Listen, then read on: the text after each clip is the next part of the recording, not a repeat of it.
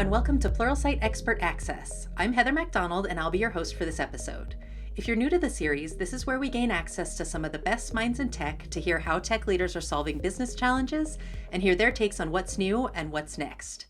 I'm excited to chat with Jillian Kaplan today. Jillian works at a large enterprise company where she has global responsibility for ensuring CSPs can monetize their investments in 5G through future enterprise use cases. She's a longtime telecom industry veteran, and Jillian spent 14 years at Verizon. She joined network engineering during the launch of FTTP, where she managed over $1 billion in inventory in the central offices. While she worked, she received a technical MBA. Welcome, Jillian. Thanks for having me. Excited to be here. So excited for this conversation. So as we kick off, let's just start with, how did you get into tech and what was it like working in the telecom industry? Yeah, that's a great question. And I have, seen tech my whole life. Both my parents had STEM careers and went to STEM universities. And my mother was more on the science side, my father more in the more tech side, although, science is part of tech, but more in like the lab setting she was. And so I always felt like it was something exciting for me. I had one of the first PCs, that you basically had to code to get into. You remember Yes. those? Yes. So I always felt like, it was something exciting. It was something interesting. And because both of my parents worked in the field and it wasn't just one parent, I felt like it was accessible to everyone. And it was something that I wanted to pursue. I love that. And we know you're currently a diversity and inclusion chair for the Telecom Infra Project. Tell us more about that and what you're most passionate about when it comes to, diversity and inclusion in tech. So the thing I love about TIP, which is the Telecom Infra Project, is that it's an industry-wide association. So while I think it's extremely important that we participate in groups in the corporations we work in, the big change comes when the industry changes, right? And when a precedent is set. So getting to participate on the diversity committee and chair the committee has been a massive passion project for me. We have so many other large companies that work in this, and it's really about bringing awareness to how important hiring and retaining diverse talent is. And making sure too that we're not just talking about it, right? And this was something I brought up early when I started this seat, I don't know, a year ago, is that, we can't just say, we need to have more women and minorities, on panels. We need to actually do it ourselves. So that was a big thing for me and really important. And I was kind of a squeaky wheel because I said, listen, if we're going to talk about how other companies should do it, TIP runs a big event in Madrid called Fuse. And I said, we've got to be doing it there too. So that's been the coolest thing to me, is not actually talking about it, but actually getting to act on it has been extremely exciting. And of course, the networking with people from other companies has been very, very important, and getting to understand some of their best practices and really bringing that knowledge to the industry. That's incredible. I feel like there's so much power when we look at things at that systemic level of how do we address these changes, not just for one person, one team, one organization, but how do we share those best practices? How do we make sure we're amplifying the work we're doing in ways that make sense? And I know you're a big believer in helping women in tech find their voice, and especially through programs like this. When did you find your voice in this space? Very late. So I'll say to everyone, for you people who are like, I haven't found my voice. I haven't found my passion yet. I haven't been able to really grow in the ways that I've wanted to grow so far. It's not too late. And, at the beginning of this call, you mentioned that I spent 14 years at Verizon, and I spent 14 years there doing a very good job, always getting good reviews and never getting where I wanted to be. And I look back on that time now, and it's because I never told anyone what I wanted. So I say this all the time, but your manager's not a mind reader. So unless you share what you want and where you want to go, they can't help you. It's not fair to assume that they're just going to say, oh, well, Jillian wants this if you haven't told them. So as you're finding your voice, know that you need to communicate as well. I read a workshop called The Art of the Subtle Brag, where I teach people, and honestly, it's mostly women that attend the workshops, but everyone is welcome, on how to find their voice, and how to share accomplishments without feeling like you're saying, hey, look at me, right? But more of a, I did this, other people can do it too, is really a pay it forward motion, which I think is incredibly important, is make it more of like a team sport, and it feels a little bit less look at me, which makes many people, including myself, pretty uncomfortable. It's so true. It's finding those ways to talk about what you're doing and accomplishing that feel good and authentic to you. You don't want to feel like you're just, tooting your own horn, but also you don't want to get left behind in those spaces. And I think some of it is also that level of comfort you develop over time and being okay talking about those things. So I love that. I think that's a great tip for people. Pluralsight actually just published its 2023 State of Upskilling report, which found that 97% of HR and L&D directors prioritize that internal talent development and hiring for open roles. This was across multiple industries too. So it's not just tech companies. As we're thinking about, people are going through education into their careers, what are some strategies that, HR, L&D, and people leaders could implement to help those internal employees get up to speed as they take on new roles? I think offering training and access to platforms like Pluralsight are extremely important. If you want to upskill people, you have to teach them the skills to do that, right?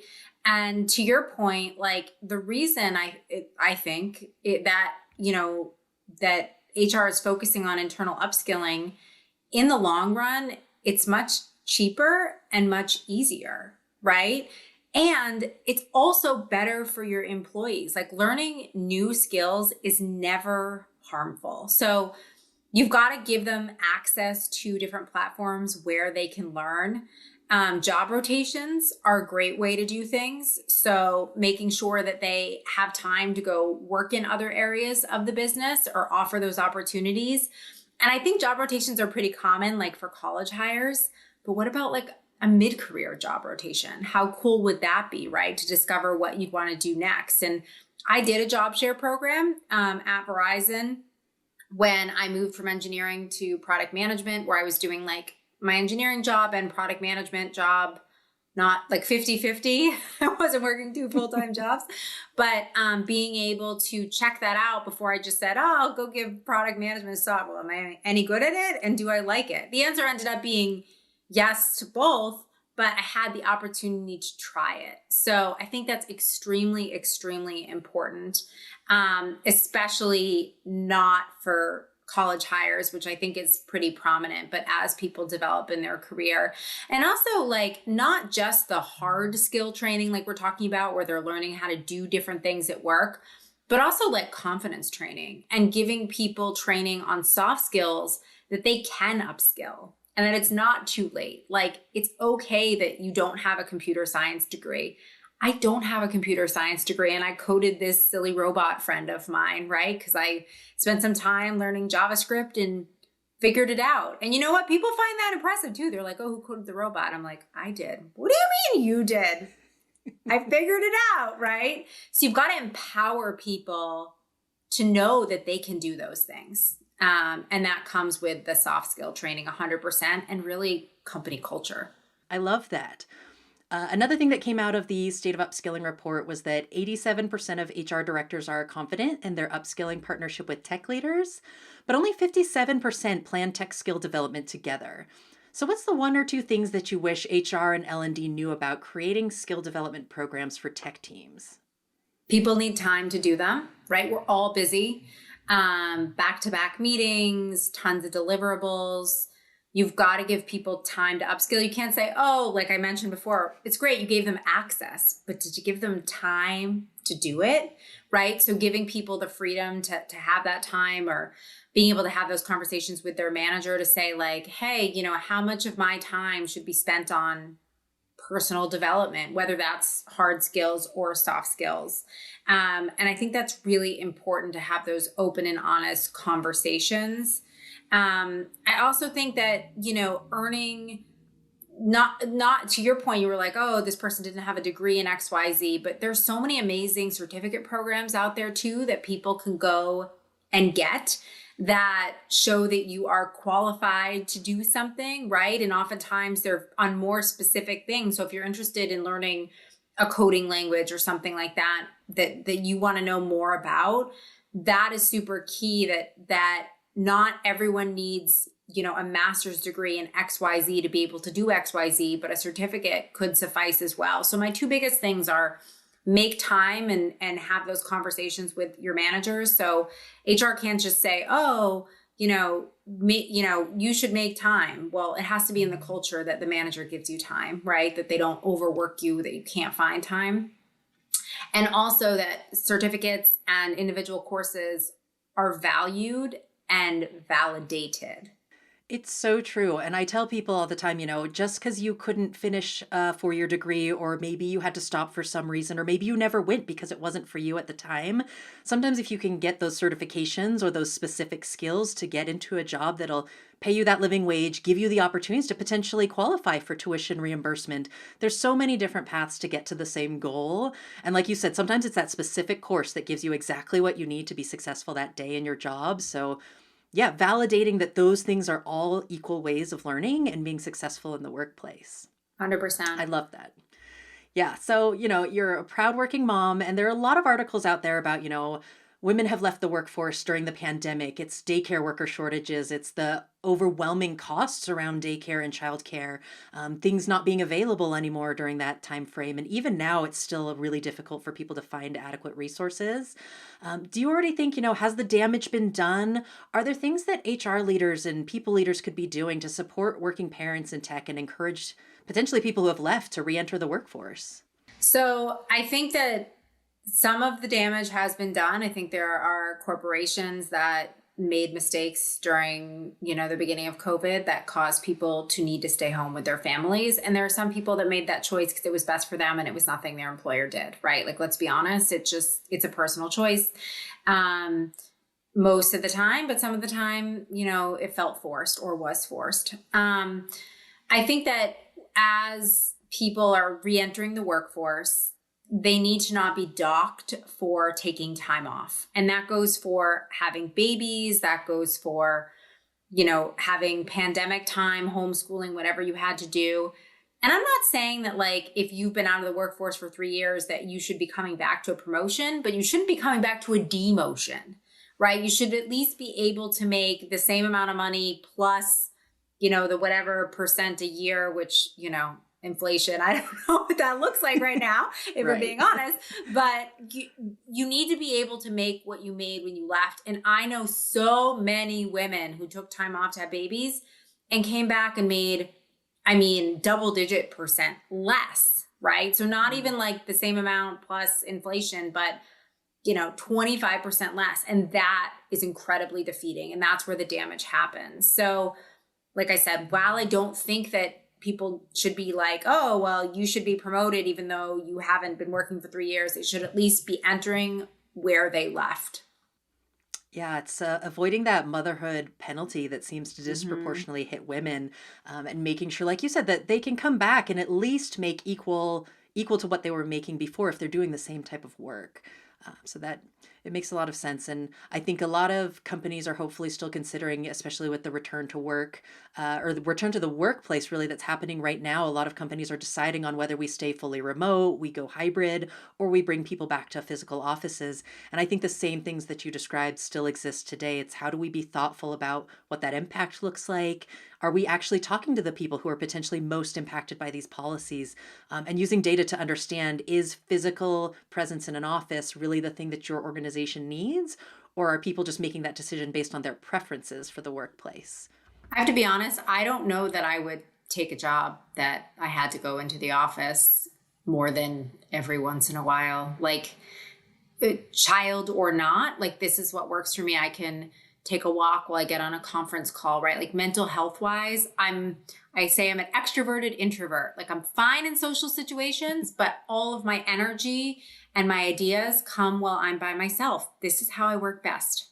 It's totally true. I'm the same way. I like being around people when it's specific and targeted and it's meaningful, but I love having that time to be like, okay, heads down, let's get the work done. And you're right. I think so much of the upcoming generation, even a lot of men in the workforce are now going, hey, I don't really want that commute either. I don't want to have to, sit in traffic half of my day or for 2 or 4 hours a day.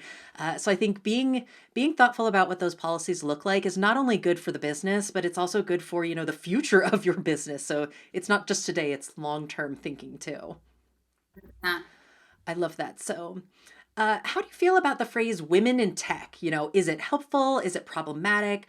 Are we past needing to use that phrase or is it too generic? Like, tell me your thoughts on this. it's not problematic, and we're not past it. It's still the phrase isn't problematic, but having enough diversity, including women in tech, is still a problem.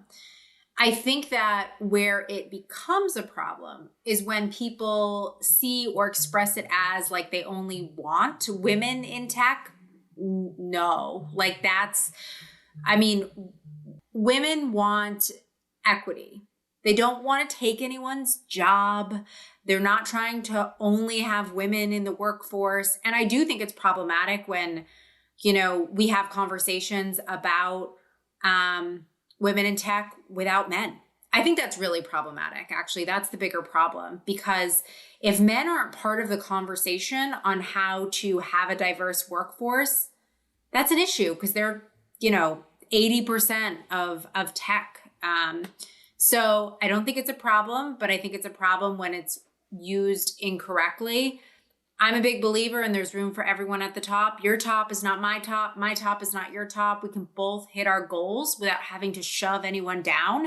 And I think for me, that's what women tech is all about. Like, I want to hit my goals. I don't want to take your goals away from you. And I don't want your job. Like, I'm good. Yeah, it's still that space of, it's still remarkable when you talk about, female CEOs of the Fortune 500. It's a distinct and finite number where it's still relevant. Like, of course, we want to be at that point where it's like they're a CEO. It doesn't matter if you're male, female, whatever you identify as. But I think it's still that space of, we can see women in tech, but also it's like, are they well distributed? Are they leaders in tech? Are they the CIOs, CTOs? Are they in all of those same types of roles that you traditionally see men in to date? So it's not just making sure that women are there, because oftentimes women get stuck in those entry level jobs where it's like, yes, they're there as admins or as, they're doing some data entry kind of stuff, but are they able to also ascend from that place, like you said, to whatever their goals are? Some people might want to just get in, do a job and go home. But I think for those who want to pursue, the CTO, the CIO title, what does the ladder look like for them and how do they get there? So true. And there's nothing, to be clear, to your point, there's nothing wrong with saying like, I do want to be in project management. I want to be in HR. I want to be, an executive assistant, which tend to be roles that women gravitate towards. And that's wonderful if that's what your focus is. And there is nothing wrong with that. But you also need to know that there are other things out there if those things interest you. Exactly. It ties back to the thing that you mentioned earlier, where it's like those job rotations. For me, it was the longer I've been in a career, the more I realize what's out there. So when I first started, I was like, oh, I can do this. Like there's this little narrow space where I can play and be successful because I like the work. But once you start to understand what's really out there, sometimes jobs open up to you that you didn't even know existed. And it's like, how do we help expose people to those things? Because I don't know that everybody grows up being like, I want to be the CTO if their dad or mom or somebody in their life isn't a CTO. Yeah. But giving people the opportunities to get exposure to what's out there, that's how you can help see, where do people want to go? And then as a company, how do you want to help them get there? 100%. Yep. We've got to support people and what they're looking for in their career. Exactly. There's so many great ways to do it. So, everybody right now, it feels like we're all navigating some level of uncertainty around our careers, around the future of work. And these times I find that they create this feeling of being, stuck or overwhelmed. And for everyone out there who might be wondering, the best ways to manage that uncertainty and still take control of their career growth and development, what would you say is your biggest subtle boundary at work and how does it help you continue to achieve your goals? That's a great question. I think for me, I block my calendar every day from 5 p.m. to 8 p.m. And people will be like, wow, I can't believe you do that. Oh, what? And I'm like, for me, I don't want standing meetings then. That's my family time. If I need to like answer an email, take a quick call, have something emergent come up. I don't know really how many emergent things there are, but I'm not a doctor here, right? I'm not saving lives, maybe sometimes, but I think it's extremely important that we set those boundaries. And I didn't ask permission to do that. I just did it. And if you're performing and you're doing what you should be done, your manager and your leadership, that's really all they should care about. No one's ever said anything to me. And of course, like if there's something that I have to do, like I said, during that time, I'll do it. But for me, I don't want any standing meetings then. I'm also learning, I'm a recovering people pleaser. And I'm learning how to say no more, or yes, but can we do it this way so it's not such a heavy lift? Or I have to do this first. Can I do this later? And understanding priorities, because to your point, as the workforce changes, and there's been a lot of layoffs in tech recently, we can't do more with less. We have to learn how to do less with less. And that's extremely important for mental health, so you're not burning out. I love that so much, because I hear every day, every company, do more with less, do more with less. It's like, okay, you can only cut the workforce so far and expect them to do more with less to a certain point. Sure, maybe there was underperformers at some point. Maybe there was some stuff that was redundant that needed to be kind of cleaned up. But at some point, you can't do more with less. There's a physical limit to people's ability to do that and to deliver. And I think that's such a great way to think about it is, when you're thinking about that art of the subtle brag, when you're thinking about, am I making sure that my work and my performance is top of mind for my leaders, so that when I go to block out those times and create those boundaries, it's respected, because it's like, I'm delivering, I'm doing what I've been asked, and here's what this looks like for me, so I can have that balance that I need in my life. I think that's such a great way to think about it. And I think for companies to think about as they're trying to figure out how do we navigate this space with less people on board, is making sure that you're thinking about, how do you do this? How do you allow people to create those boundaries? And how do you, as an employer, empower your managers to make sure your people are doing the right things versus just doing all the things all the time? I would caution you in using that word balance. That's another word that yes. I use the term work-life happiness, because I think balance implies that you always have to have 50-50. That's not going to happen. There's going to be times where your family is going to need more. And like, for example, there's going to be times when work needs a little bit more. Like if I'm traveling for work, it's not 50-50. I'm making time for my family. I did a LinkedIn post recently. I was overseas with like a 6-hour time difference, and I was on the show floor all day, but I was like hiding behind a bar doing a FaceTime with my daughter so I could say good morning. And that's what worked for me in that moment. But the reality is, when I'm traveling overseas for work, 50% of my time isn't going towards my family. And I think this is just a personal thing, but getting away from that balance term makes me feel less crazy. Because if I'm always trying to balance things, it's for me, it's very rarely balanced. It's so true. I actually like the word harmony. So somebody told me work-life harmony, where it's your work and your life. Yes, it rolls in harmony. So sometimes there's ups and downs in work or personal life, and you kind of move with that flow of what needs to happen that day based on what's going on around you. And I do like that actually better than the term balance, for sure. Yeah, I haven't heard harmony. That's good. Like I said, I use happiness, but I feel like getting away from balance made me feel like less of a crazy person, because I don't think anyone is always at 50-50. It's totally true. I love this so much. This has been so much fun. Thank you, Jillian, for sharing your expertise with us today. Thanks for having me. Great. And check out the show notes and see the resources mentioned today. We hope you'll follow, subscribe, or review the series, and send us any feedback you have on how we can improve the format for future episodes. Thank you.